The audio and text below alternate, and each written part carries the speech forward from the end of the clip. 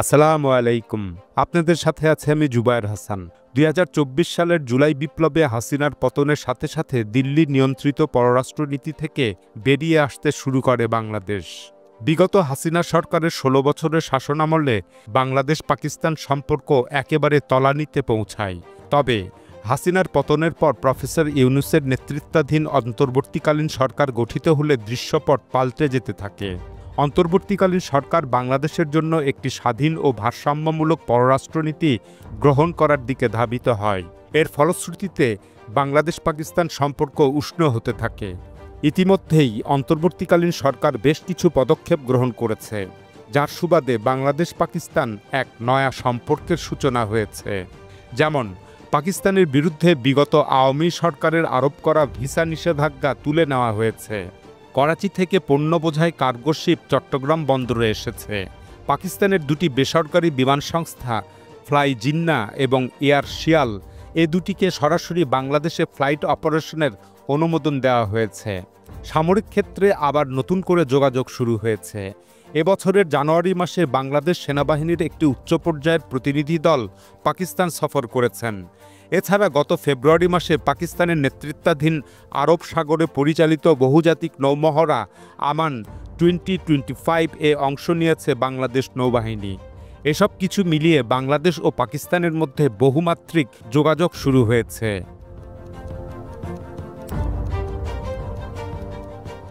এ নয়া সম্পর্ক নিয়ে এখন দিল্লির কপালে ভাঁজ পড়েছে।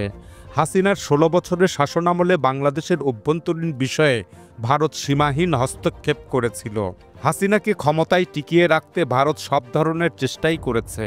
বিনিময়ে হাসিনা ভারতকে দিয়েছেন অনেক কিছুই। তাই হাসিনার পতনকে দিল্লি কোনোভাবেই হজম করতে পারেনি। এখন হাসিনা পরবর্তী যুগে এই নয়া পাক বাংলাদেশ সম্পর্ক দিল্লিকে রীতিমতো অস্থির করে তুলেছে। ভারতীয় মিডিয়ার তথ্য পরিবেশনার ধরন দেখে সহজেই এটা বোঝা যায়। ভারতীয় মিডিয়া বাংলাদেশ পাকিস্তান ঘনিষ্ঠতা নিয়ে ক্রমাগত মিথ্যা ও বানোয়াট প্রোপাগান্ডা চালিয়ে যাচ্ছে। বিশেষ করে এখন পাকিস্তানের পররাষ্ট্রমন্ত্রী ইসাহাক দারের সফরকে ঘিরে প্রোপাগান্ডার মাত্রা আরও বৃদ্ধি পেয়েছে। ভারতীয় থিঙ্ক ট্যাঙ্ক এবং বাংলাদেশে নিযুক্ত ভারতীয় প্রাক্তন হাই কমিশনারগণও বাংলাদেশ বিরোধী অবস্থান নিয়েছেন। তারা বলছেন, বাংলাদেশ পাকিস্তান ঘনিষ্ঠতা ও সামরিক ক্ষেত্রে সহযোগিতা ভারতের নিরাপত্তার জন্য নাকি হুমকি তৈরি করবে, কিন্তু ঠিক কিভাবে হুমকি তৈরি করবে তা তারা বলছেন না।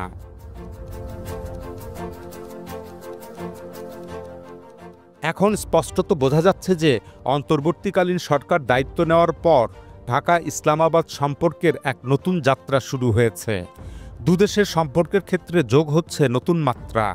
এক যুগেরও বেশি সময় পর আবার দুদেশের মধ্যে ঘনিষ্ঠ কূটনৈতিক, অর্থনৈতিক ও সামরিক সম্পর্ক তৈরি হতে চলেছে।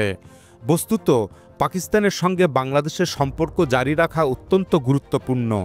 এই আলোকেই অন্তর্বর্তীকালীন সরকার দুদেশের মধ্যে একটি ইতিবাচক সম্পর্কের জন্য কাজ করে চলেছে। ঢাকা ইসলামাবাদ ঘনিষ্ঠতা নিয়ে ভারতের উদ্বেগ থাকতে পারে, কিন্তু মনে রাখা উচিত ভারত পাকিস্তান সম্পর্কের বিষয়টি যেমন বাংলাদেশ নির্ধারণ করে দেয় না, তেমনি বাংলাদেশ পাকিস্তান সম্পর্ক কেমন হবে তা নিশ্চয়ই ভারত নির্ধারণ করে দিতে পারে না। অথচ বিগত আওয়ামী সরকারের আমলে বাংলাদেশের পররাষ্ট্রনীতি কী হবে তার নির্দেশনা আসত দিল্লি থেকে।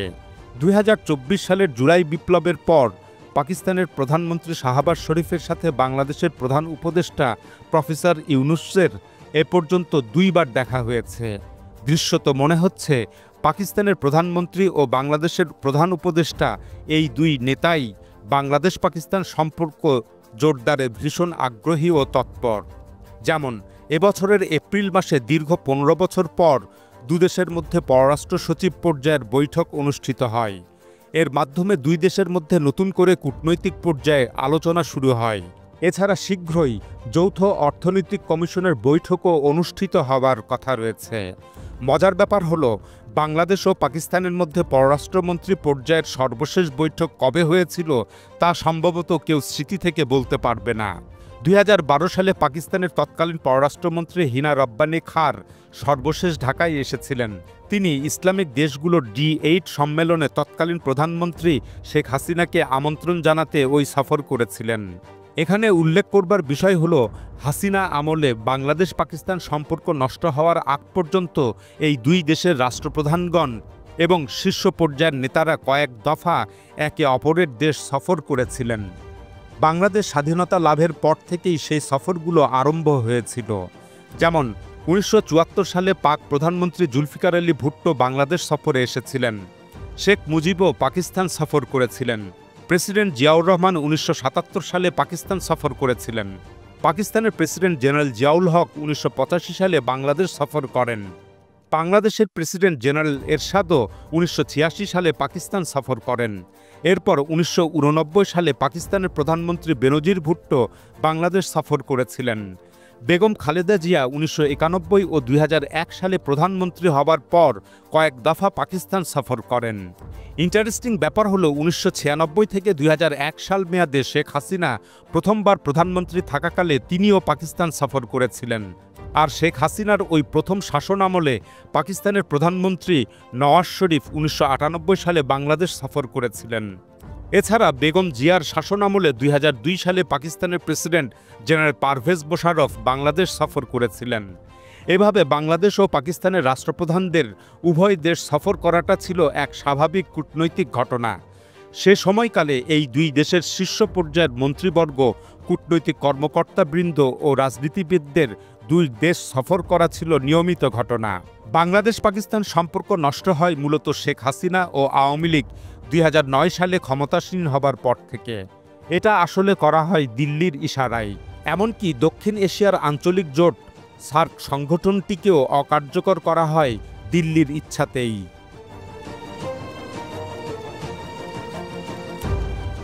বাংলাদেশ পাকিস্তান নয়া সম্পর্ক স্থাপনে পাক পররাষ্ট্রমন্ত্রী ইসাহাক দার ঢাকা আসছেন। তার এই আসন্ন সফরকে ঘিরে তৈরি হয়েছে ব্যাপক কৌতূহল ও আগ্রহ। আগামী 23 আগস্ট তিনি ঢাকা সফরে আসবেন। এর আগে গত 27 এপ্রিল ইসাহাক দারের ঢাকা সফরের কথা ছিল, কিন্তু গত 22 এপ্রিল ভারতের কাশ্মীরের পেহেলগাম ঘটনাকে কেন্দ্র করে ভারত পাকিস্তান সংঘাতময় পরিস্থিতির সৃষ্টি হয়। এ কারণে তখন ওই সফর স্থগিত করা হয়। এখন আগামী 23-24 আগস্ট 2 দিনের সফর চূড়ান্ত করা হয়েছে। পাক পররাষ্ট্রমন্ত্রী ইসাহাক দারের এই সফর সম্পর্কে বলা হচ্ছে যে দুদেশের মধ্যে বিভিন্ন ক্ষেত্রে পারস্পরিক সহযোগিতা বৃদ্ধির পাশাপাশি রাজনৈতিক ও কৌশলগত সম্পর্ক জোরদারের লক্ষ্যেই তিনি দ্বিপক্ষীয় সফরে ঢাকা আসছেন। এই সফরে ব্যবসা বাণিজ্য, হালাল ফুড প্রসেসিং, কানেক্টিভিটি, শিক্ষা, সংস্কৃতি সহ বেশ কয়েকটি ক্ষেত্রে চুক্তি ও সমঝোতা স্মারক স্বাক্ষরের সম্ভাবনা রয়েছে। এর পাশাপাশি কৃষি, প্রতিরক্ষা, খাদ্য, যোগাযোগ ব্যবস্থা সহ বিভিন্ন ক্ষেত্রে পারস্পরিক সহযোগিতার বিষয়ে আলোচনাও হওয়ার কথা রয়েছে। এছাড়া আলোচনায় সার্ক সহ বিভিন্ন আঞ্চলিক ও আন্তর্জাতিক ইস্যু বিশেষভাবে গুরুত্ব পাবে বলে মনে করা হচ্ছে।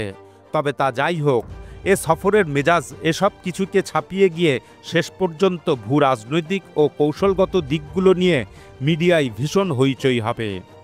আসন্ন এই সফরকালে পাক পররাষ্ট্রমন্ত্রী ইসাহাক দার 24 আগস্ট রাষ্ট্রীয় অতিথি ভবন পদ্মায় পররাষ্ট্র উপদেষ্টা মোহাম্মদ তৌহিদ হোসেনের সঙ্গে দ্বিপক্ষীয় বৈঠকে বসবেন।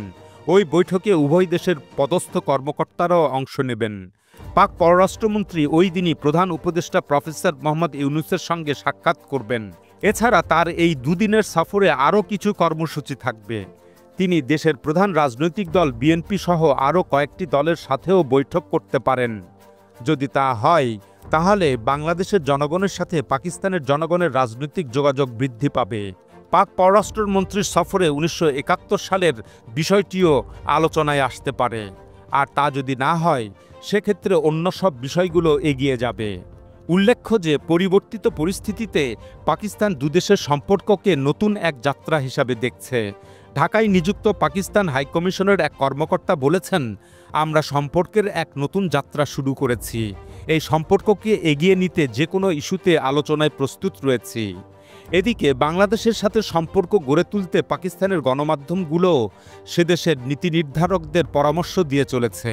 যেমন পাকিস্তানের অন্যতম গণমাধ্যম দৈনিক ডন তাদের এক সম্পাদকীয়তে পাকিস্তানের নীতি নির্ধারকদের পরামর্শ দিয়ে বলেছে 1971-এর মতো ইস্যু যা পাকিস্তানের জন্য অত্যন্ত স্পর্শকাতর সেসব ইস্যু এড়িয়ে না গিয়ে বরং সামনে রেখে আলোচনা এগিয়ে নেওয়া উচিত।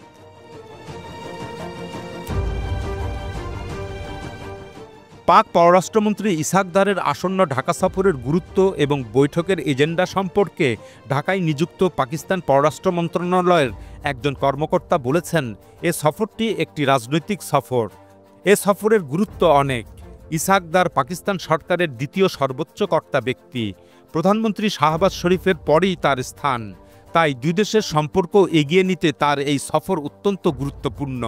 তিনি বলেন, বাংলাদেশে অন্তর্বর্তীকালীন সরকার দায়িত্ব নেওয়ার পর থেকেই ঢাকা ইসলামাবাদ সম্পর্কের নতুন সূচনা হয়েছে। ইসহাক দারের আসন্ন দ্বিপক্ষীয় সফরের মাধ্যমে দুদেশের সম্পর্কের ক্ষেত্রে নিশ্চিতভাবেই এটি একটি নতুন মাত্রা যোগ করবে। অমীমাংসিত ইস্যুসহ দুদেশের স্বার্থ সংশ্লিষ্ট দ্বিপক্ষীয়, আঞ্চলিক ও আন্তর্জাতিক যাবতীয় ইস্যুই আলোচনার টেবিলে থাকবে। সুতরাং সব মিলিয়ে ইসহাক দারের আসন্ন এ সফর দুদেশের সম্পর্ককে নতুন উচ্চতায় নিয়ে যাওয়ার এক সুযোগ। তার এই সফরকে কাজে লাগানোর জন্য বাংলাদেশ যথেষ্ট আন্তরিক থাকবে, কেননা এ সফরের রাজনৈতিক গুরুত্ব অপরিসীম। ভারত আমাদের পেছনে লেগেই আছে। ভারতের এই বৈরিতা মোকাবেলায় পাকিস্তানের সঙ্গে রাজনৈতিক ও কৌশলগত সম্পর্ক দৃঢ় করতে হবে। বিশেষ করে অন্তর্বর্তীকালীন সরকারের পররাষ্ট্র উপদেষ্টা তৌহিদ হোসেনকে সাহসী পদক্ষেপ নিতে হবে। এ সফরের সময় নিরাপত্তা ও কৌশলগত বিষয়ে একটি সমঝোতায় পৌঁছানো প্রয়োজন। এছাড়া আমাদের সশস্ত্র বাহিনীকে আরও প্রশিক্ষিত করতে পাকিস্তানের অভিজ্ঞতাকে কাজে লাগাতে হবে, কারণ ভারতের পরামর্শে হাসিনা সরকার আমাদের বাহিনীগুলোকে দুর্বল করে দিয়ে গেছে।